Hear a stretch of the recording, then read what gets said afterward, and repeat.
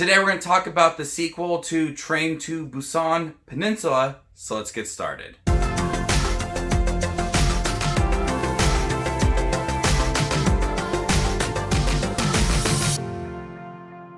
A soldier and his team battle hordes of post-apocalyptic zombies in the wastelands of the Korean peninsula. Quick thanks for checking out my channel. If you guys like movie reviews, ranking videos, and all fun things like that, make sure to hit that subscribe button down below for more up and coming content. I was a little bit late to checking out Train to Busan. I've heard many good things about the film. I just watched it earlier this week. So it's been a few years since it's been out and I just never got around to checking it out. I've always heard that like one of the best zombie films there is. And definitely lived up to the hype. Really good film. You had emotional connection to some of the characters. Filmed very well. It was a very contained zombie film, which I do like. This film takes place 4 years after that event. So we have a more grand scale of what is going on. People are reacting to the post-apocalyptic world. They're kind of living in it now. There's a lot of things that are happening.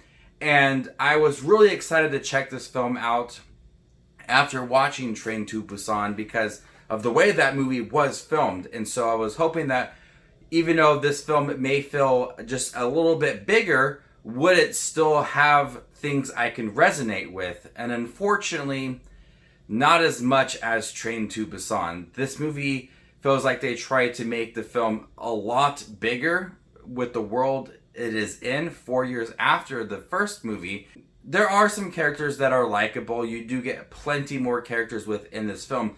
But the problem is I don't resonate with any of them. The first movie had that father-daughter relationship that I thought was a big part of the movie and allowed for that emotional punch to the film with some of the brutal action scenes.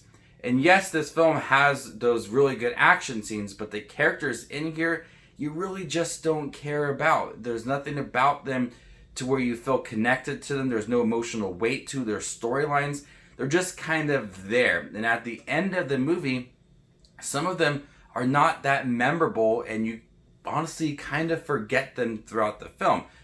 There are certain storylines that feel a bit bigger than other storylines within this movie. We have this soldier who is with his team battling these horde of zombies. There's a slight connection he has to other characters that he meets along the way.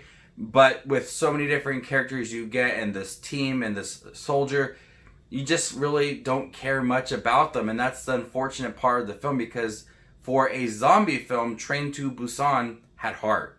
It had a emotional punch to the film. And this film is absolutely lacking that. So anything that made the first film really, really good, this film does not have it. This movie is filmed beautifully. A lot of the action scenes work within the movie. A lot of the moments where the zombies are attacking the citizens, it works very well. I liked how the first film and this film was filmed and directed, allowed for a lot of the action scenes to just unfold in front of you, and that was very impressive. And I see that a lot in the second film. There is a cool new addition to this movie where a couple people are in a cage, a big cage with other zombies and they have to defend themselves. Those moments are really fun and show you what this world has become and how people are accepting zombies and trying to use them for entertainment, where the first film had that initial reaction to zombies and trying to understand them. Now, 4 years later, it's gone and past. That initial reaction is gone, and so now you're just trying to survive and use them for entertainment. Those moments are really entertaining and a blast, and there's a lot of moments like that within this movie, while it's all being filmed very well. This film reminded me of The Raid, how the first film felt very contained with its story, its characters, and the second film, while it was very good, it was expanded and did a lot more with its story, kind of digged deep into the world of those two movies. And this is essentially what that is too. Train to Busan, very small film, on a train, very contained. Peninsula really expands the world of Train to Busan and introduces a lot more characters, concepts, stories, and tries to do a little bit too much with it. It almost feels like a bigger Hollywood film compared to Train to Busan. It's not a bad film by any means. I did enjoy watching this film. I enjoyed the big action scenes and the zombies just running towards people. It's a brutal film with a lot of great action scenes. But what made Train to Busan stand out from other zombie films, because we do get a lot of them, and honestly, it's not my favorite genre by any means. It's a genre that I feel is just done so many times and nothing really resonates with me or connects with me. But Train to Busan, for just seeing it the other day, I thought it was a film that just had a lot of heart and separated itself from other films. Peninsula does feel like a typical zombie film, which is unfortunate, but it was entertaining. If you're looking for the moments in Peninsula to have a lot of action scenes, a lot of blood, zombies, you're going to get that with this movie. If you're looking for connection to characters and resonate with them and feel a lot of compelling moments throughout the film, you're not going to get that with Peninsula. So at times, yeah, it was a bit of a disappointment, but still a really entertaining film. It is a film that is playing in theaters now, so it was really cool that I got to see this in theaters. I saw Unhinged and this, and so next week I will be seeing New Mutants and then Tenet just a couple days after that. So I'm really excited to go back into the theaters.